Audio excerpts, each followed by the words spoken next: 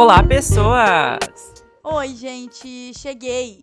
Tá começando mais um episódio do Clube da Não Cultura e hoje é o nosso episódio clássico de update.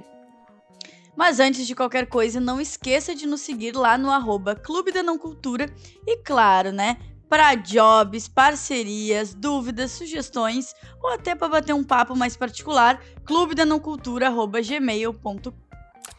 Então tá, o episódio de update, como a maioria aí dos nossos ouvintes já sabe, é onde a gente vai debater o que a gente tem lido aí nas últimas semanas, nos últimos momentos. E, Camis, o que tu tem lido? Eu devorei um livro essa semana. Essa semana não, né? A gente tá gravando pro episódio de terça que vocês estão ouvindo, né? Então Semana deixa eu passada. pensar. Semana passada. Eu li Tempestades do Sul, vou falar dele melhor no nosso Instagram, que é da Brittany Cherry, sei lá. Esse é o livro 1 da série Bússola, da autora, então tem mais, acho que 3 livros depois desse. Inclusive, o segundo, ele vai trazer um dos personagens ali, que são bem carismáticos e tal, que é o melhor amigo do protagonista. E eu também tô louca pra ler. Vou trazer aqui uma sinopse breve pra vocês. Tudo o que Kennedy queria era fugir. Fugir de um casamento no qual não havia mais amor nem respeito. Fugir dos fantasmas que não paravam de atormentá-la. A pequena Ravenborough seria o lugar perfeito para recomeçar sua vida. Ela só não contava que iria cair nos braços do bad boy da cidade logo de cara. E o pior, havia algo muito familiar naquele tal de Jax. Juntos, eles acabam descobrindo que são muito mais do que duas almas atormentadas em busca da redenção.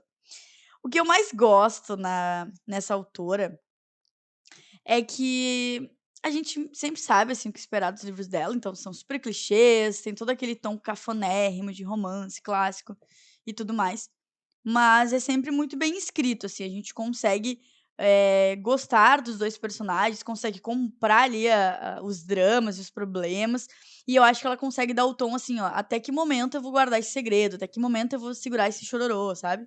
Sim. Então ela não fica, assim, se arrastando eternamente. "Ai, vou guardar pra um, sei lá, um próximo livro, vou deixar para o último capítulo". É uma coisa meio Colin Hoover, assim, que arrasta tanto e faz tanto que às vezes fica tóxico aquela relação. Então acho que ela consegue fazer com que fique muito legal de acompanhar, que seja gostosinho de ler e bonitinho também. E claro, gente, tem muitos momentos que eu fico assim: "Que cafona!", sabe, isso na vida real não existe ou é simplesmente muito raro, porque enfim, mas isso não é um problema, inclusive pra mim foi nota 5, porque eu acho que a gente já sabe o que esperar, então entrega muito bem, Sim, é assim. uma fórmula ali que o bom é que ela sabe fazer, né? Tipo, ela entrega. Exatamente, eu gosto de autores assim. E eu já li outros livros dela, assim, que também são muito bons e são surpreendentes, assim, porque às vezes a gente espera uma coisa e vai pra outro rumo, mesmo sendo esse clichê. E quero ler o próximo livro, que é um do que, como eu falei, que é o amigo do Jax, que é bem engraçado e tal, daí vai abordar um pouco mais da vida dele. E essa foi uma leitura, então, que eu comecei, sei lá, de manhã, estava indo trabalhar, daí eu fiquei: "Meu Deus, eu preciso terminar esse livro", sabe quando tu tá lendo e tu tem que parar, porque tu Sim. chegou no lugar e tal. E aí eu fui de noite, aí fiquei ali até mais tarde lendo, porque eu precisava terminar, então foi um livro que eu gostei muito, assim, foi uma leitura boa. E eu também terminei, ó, eu quero edição nesse podcast, Uh. palminhas e glórias. Eu terminei finalmente, Eu Tenho um Nome, da Aí. Chanel Miller. Quem acompanha o podcast fielmente já deve ter me ouvido falar desse livro há mais ou menos, sei lá, uns 5 meses que eu comecei, eu leio, eu leio. E eu consegui terminar, engatei ali nas, acho, sei lá, últimas 100, 150 páginas que faltavam, ou menos, não lembro. E só assim, trazendo um contexto, essa é uma história real de uma menina, assim, uma mulher, na verdade, ela não era tão menina assim, que enfim, foi violentada, né, sexualmente no campus, da faculdade, essa é uma história real, então é um livro de memórias. E aí ela vai contar ali como é que foi pra família, para o namorado, principalmente pra ela, é claro, e também toda a situação do julgamento, como é que o menino que fez isso com ela foi julgado. E aí tem toda a questão do poder, do machismo, de como ela foi tratada durante o julgamento. Então é muito interessante, porém, eu acho que é um livro que poderia ser contado de outra forma. É muito complexo falar isso, porque é uma pessoa falando de uma coisa pessoal, de um assunto mega difícil e tudo mais. Eu acho que é muito bem escrito, é um livro que ganhou, já foi reconhecido como, enfim, várias coisas, então não é um livro ruim, mas eu, Camila, pessoalmente, achei que ele em vários momentos não conseguiu se continuar no ritmo, entende? Sim, E isso foi me quebrava. inco isso me Uhum. incomodava, vou te dar um exemplo, tá. Ela ia falar um negócio, ela dizia que aquele negócio lembrava uma situação X, tá. "Ah, isso me lembra quando eu ia na casa da minha avó e tomava café". E, cara, ela fazia uma descrição sobre esse café com a avó por 2 páginas, às vezes, sabe. Então meio que parece que tu te desconectava daquela sensação. Tu estava com uma sensação forte que ela tinha te trazido, mas aquilo ali perdurava ou quebrava o clima, ou ela entrava um parágrafo adentro falando de uma comparação de cena, que na minha opinião não funcionou tanto pra minha leitura, sabe. Então isso eu acho que fez eu demorar tanto pra ler, e claro também pelas descrições que são tu sente, né, o impacto e tudo mais, mas eu acho que foi mais essa maneira de contar, que daí com a Britney, por exemplo, a maneira de contar já é muito mais dinâmica e muito mais fluida. Então essas são as minhas leituras, assim, da semana passada. Amo. Nessa semana passada, a gente foi muito leitor, eu acho. Olha que Honrando orgulho! aí, né, o título de criador de conteúdo literário. Hã, eu vou começar falando, acho que de uma farofinha que eu reli, na verdade, pra assistir a adaptação, né. Eu reli Vermelho, Branco e Sangue Azul, da Cassie McKinston. Só que dessa vez eu reli em audiobook, né, e foi a minha primeira experiência com audiobook, eu nunca tinha lido. E foi muito interessante, eu achei que no início eu não ia conseguir me conectar, porque eu acho que logo que começa, assim, eu senti uma diferença, sabe, de tipo assim, tu lê é como se tu estivesse lendo em voz alta mesmo, né, e aí claro, tem as vozes dos personagens e tudo, mas ainda assim, parecia que não ia me prender na história. Mas aí, claro, foi passando e tal, acho que depois de uns 15 minutos que eu já tinha lido, sei lá, uns 2 capítulos, eu estava imergindo na história, assim, estava gostando e só melhorou, assim, então a minha experiência foi muito positiva. Eu fiquei curioso pra ler outros audiobooks, né, e inclusive a narração, que eu ouvi, né, é a narração do Léo Oliveira, muito boa, ele já tem uma voz, né, inclusive Léo Oliveira, se tá solteiro, por favor, né, me mande uma DM. Ele tem uma voz muito bonita, assim, e muito boa bem de locutor, sabe. Então bem de narrar ali a história e tal, e ele conseguia diferenciar bem as vozes, então, eu não me sentia perdido em nenhum momento. E eu gostei muito. E a releitura, foi legal também, porque tinha muitas coisas que eu não lembrava do livro. Eu li lá em 2019, né, e logo que lançou, assim, e eu estava, assim, meio pensando assim: "Será que eu vou gostar de novo?". Mas eu gostei, eu acho que ele é um livro que ele entrega o que ele promete, que é uma boa farofada ali LGBT, bem lúdica, bem fantasiosa, falando do príncipe de Buckingham e do filho da presidente dos Estados Unidos, então a premissa em si já é muito fora do normal, fora do eixo, né. E eu gostei bastante dessa nova releitura, lembrei de coisas que eu não lembrava, prestei atenção em coisas que eu não tinha prestado atenção na época. Inclusive achei o relacionamento deles mais bem construído, eu tinha a impressão de que era meio raso, assim, sabe, que era muito rápido. E na verdade, apesar de ser rápido realmente, poucos capítulos, né, eles já se beijaram, eles já estão pensando, já estão, né, ali se pegando forte. Hã, tem toda uma questão de sentimento que eu acho muito interessante. E eu não vou falar da adaptação aqui, porque eu quero falar no episódio que a gente vai fazer especial, que vai ser o da semana que vem, já fica o spoiler aí. Hã eu achei muito interessante que eles são personagens que eles não são,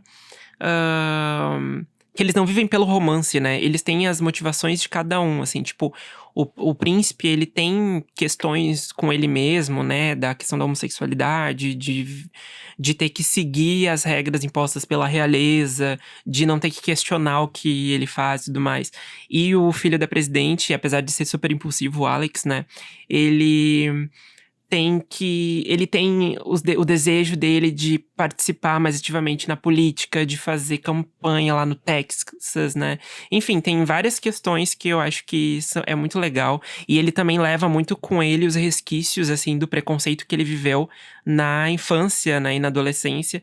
Porque ele é um descendente de mexicanos, né? Então, o pai dele é mexicano, inclusive.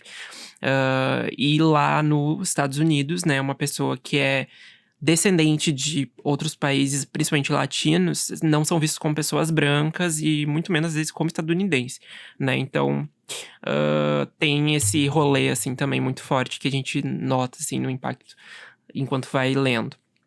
E foi muito bom, porque foi um momento que eu tava, tipo, tentando engatar em livros que eu não tava conseguindo. Tava bem assim, tipo, começava e não engatava, sabe? Que nem tudo na semana passada que falou sobre isso. Na semana retrasada, desculpa. Que falou sobre isso, que tava tentando engatar e não conseguia. Sim. Daí eu tava nisso, então foi uma boa escolha, assim, pra me livrar desse momento. E aí, a partir daí, eu peguei outros livros também. Eu comecei a ler, daí eu pensei assim, vamos começar aos pouquinhos, né? Daí eu peguei pra ler Evidence of the Affair, da Taylor Jenkins Reid, né? Mesma autora aí de Evelyn Hugo, de Daisy Jones, de Malibu Renasce. E esse Evidence of the Affair é um livro super curto, na verdade. Não sei se ele pode ser considerado um conto, mas ele é um livro super curto. E ele é todo feito em formato de cartas, né? Então, são cartas, como diz o título do livro, né? São evidências de uma traição, né? De uma affair, de alguma coisa que tá acontecendo. E basicamente a premissa é que a Carrie e o David, né? São pessoas que eles descobrem que os cônjuges deles, né? Estão em um relacionamento extraconjugal. E aí eles começam a trocar cartas pra exatamente dizer assim, tipo, primeiro ela começa e manda uma carta pra ele, né, dizendo assim: olha, acho que sua esposa está dormindo com meu marido. Gente! E aí eles vão construindo. E aí tem um plot no final que eu fiquei assim, porque é na última página, sabe? E aí eu fiquei assim, gente, quê? Conforme a história vai acontecendo, a gente vai imaginando, né, de certa forma, que pode ter acontecido ou não. Mas quando eu tive a convicção do que tinha acontecido na última página, eu fiquei assim, gente, o que é isso? Filme? Um filme? E aí eu pensei, Taylor Jenkins Reid, você é muito maluca. Porque eu acho que eu tive a mesma sensação quando eu peguei o plot de Evelyn Hugo, sabe? Porque eu não esperava, assim. E o Daisy Jones.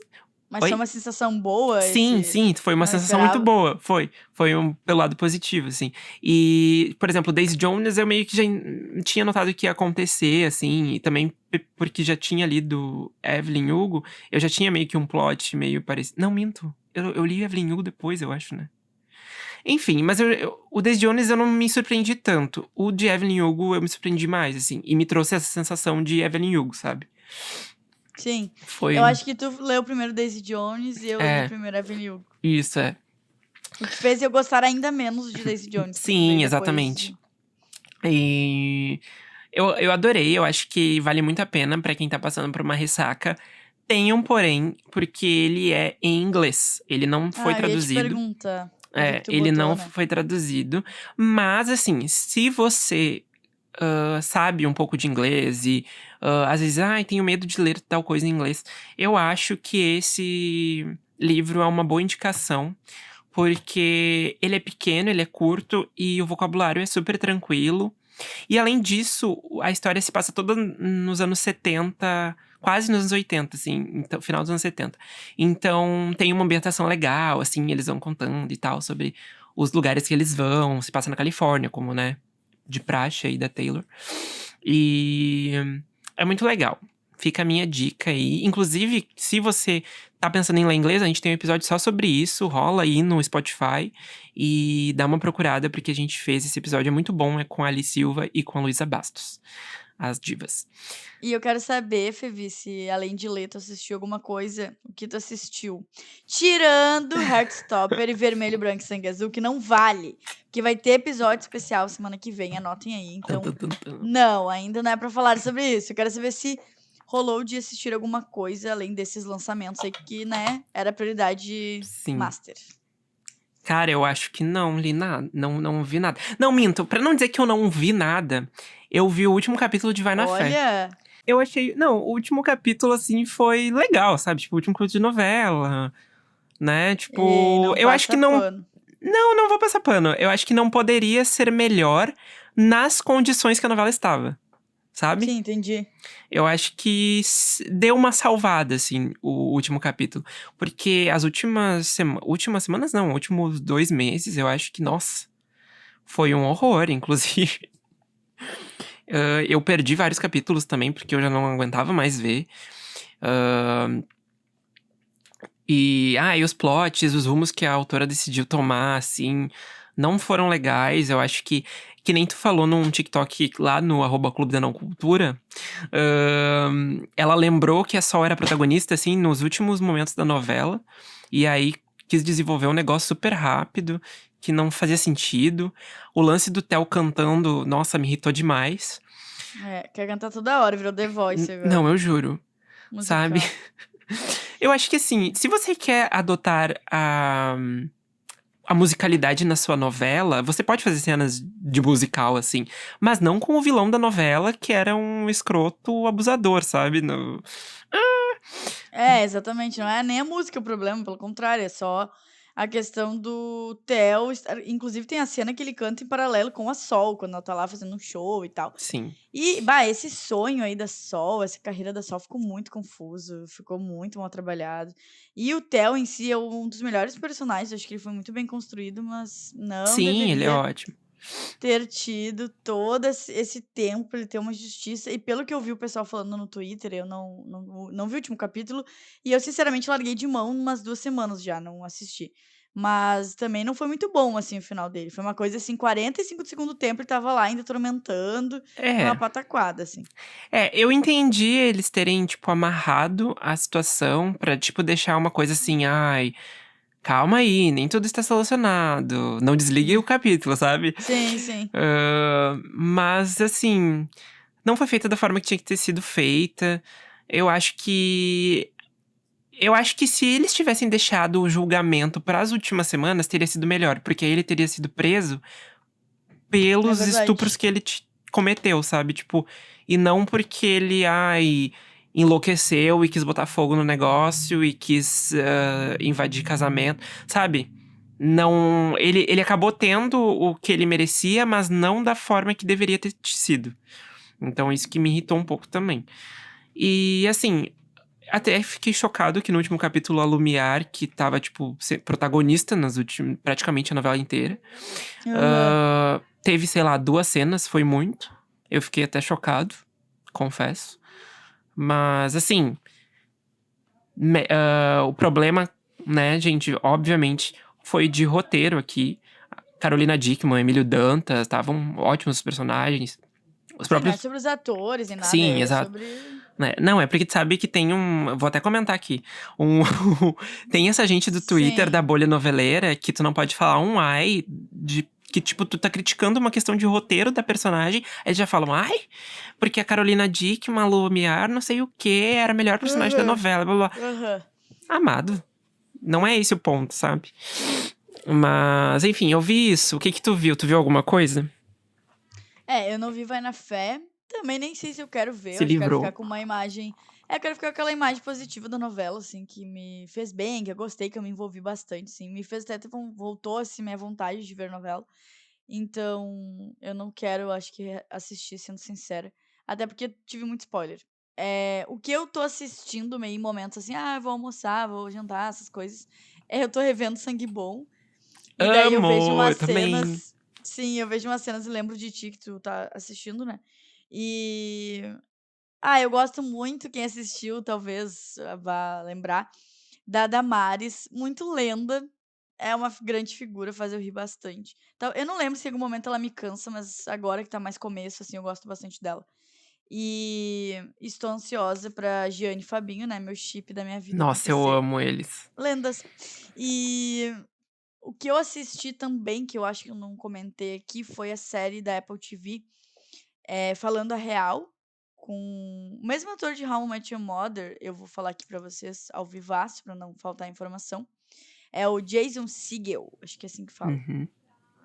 Então ele é o Jimmy, o personagem dele, então, é um terapeuta e a gente começa vendo ele em luto. E aí ele faz algumas merdas, assim, com os pacientes, com a filha, com o vizinho, etc.